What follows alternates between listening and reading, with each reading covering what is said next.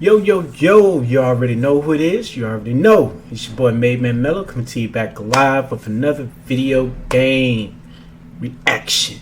Today we're going to be going back into The Last of Us Part 2. This is inside the gameplay of The Last of Us Part 2. Let's see what more we can expect on this game. And like I said before, I don't care about leaks. Haven't seen them. I don't care how y'all feel. Don't listen to it. I'm buying it, I'm playing it, I give my opinion when I play it. Capiche?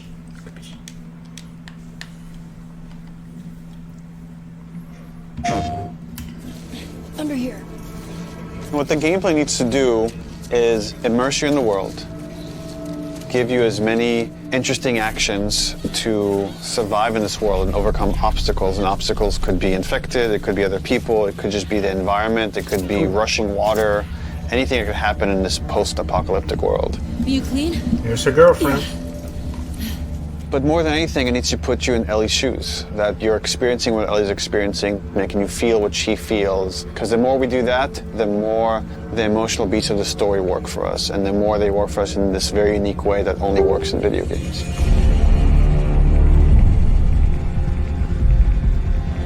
The gameplay philosophy of The Last of Us Part 2 is putting you in the shoes of Ellie and everything that means. It means giving you a threat constantly, as this world has. It means giving you the hard choices. Because this game takes place in such a hostile universe and our characters are pushed to do really difficult things, we want to put you in alignment with those choices. We want you to understand how hard certain decisions were for these characters, because they're hard for you. This looks so good. Wow. I would say the Wow. overarching philosophy of how we approached designing the game mechanically is how can we take things I like to his the hairstyle. next level. Random. Yep, they're back. Mushroom Everything heads. kind of comes out of the story. And how do we do it through systems? Oh, So nice. one is you have to feel the pressure of survival. Survive by the skin of my teeth. How do I use all this scrap around me? Any kind of bullet, any kind of rag, any kind of bottle of alcohol. How do we give you that sense of being a survivor in this world? That was it. No time wasted. Oh, not him. Ellie is very small compared to Joel and more nimble. But she's quicker. How do we make She's you agile. feel like you're not the strongest person in the room, but you still should be able to rise to the challenge and survive, She got quickness. a fight with a bunch of people that are all bigger than you. So therefore it meant creating a character and systems and mechanics that allow you to be much more nimble.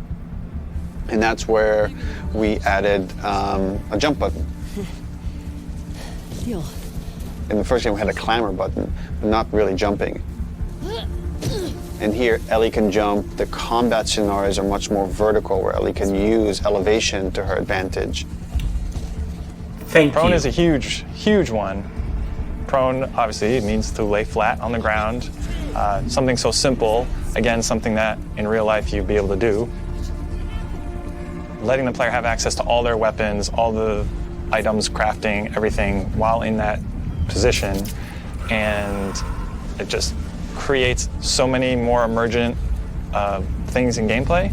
Now that we have this other state that the player can be in, which are very low to the ground, how else can we use this other than just hiding in vegetation? We're like, well, there's a lot of man-made things or Nice. different structures that have collapsed that allow just enough space for you to crawl under, which means that now, as enemies are looking for you, you can crawl under things and hide, and it's just one more way to assess your environment and use it to Ellie's advantage. Now, because you can hide under things, we made them smarter and gave them the ability to look under things. So while you might hide somewhere and be safe for a while, eventually they're going to start looking under stuff, and if you're hiding under a truck and they spot you, they're going to yank you out and then try to kill you.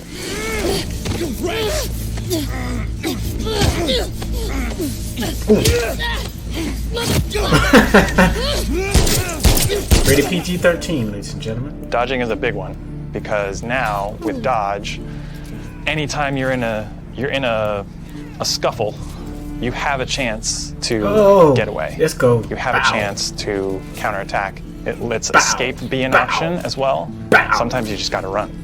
And that is another part of take this the whiff. world, which is sometimes the threat is so overpowering that you just have to get away. When you are partially hidden, or you're in grass, that means people from afar can't see you, but people from closer can kind of see you. They will eventually acquire you. You're not completely hidden when you're in grass. She went into the grass. Watch yourself. And it makes you as a player become much more aware of your surroundings. Jump, prone, dodge, all these things feed into both exploration and combat, because it lets us expand the space. The size of spaces can be bigger, the intricacy of spaces can be more complex, and it still works exactly as you would expect.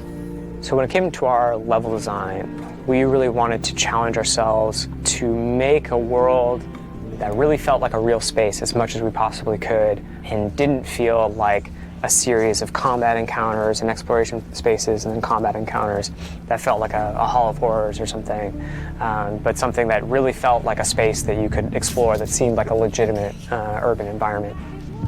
And that pushed us to make our level design even more open than it was in the first game, which for us at the time was pretty open. In this game, we've gone so far in making the level design open that there are actually entire story moments, entire combat encounters, like full scripted sequences that you may completely miss.